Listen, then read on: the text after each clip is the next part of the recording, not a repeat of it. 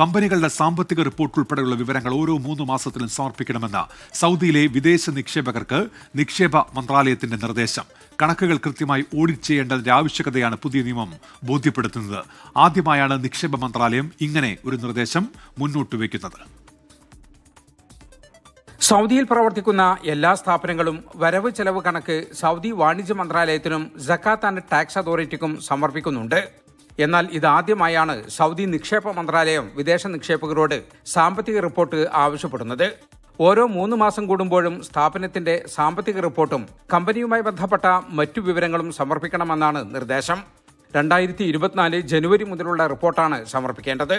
ഇതു സംബന്ധമായ നോട്ടിഫിക്കേഷൻ നിക്ഷേപകർക്ക് ലഭിച്ചു.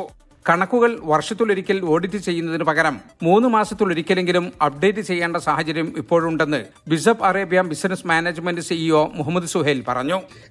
കഴിഞ്ഞ ആഴ്ചയോടുകൂടി മെസ്സേജ് രൂപത്തിലും 2 ആഴ്ചയായിട്ട് മിനിസ്ട്രി ഓഫ് ഇൻവെസ്റ്റ്മെന്റിന്റെ പോർട്ടൽ വഴിയും ഇൻവെസ്റ്റർമാർക്ക് നിർദ്ദേശം ലഭിച്ചിട്ടുണ്ട്.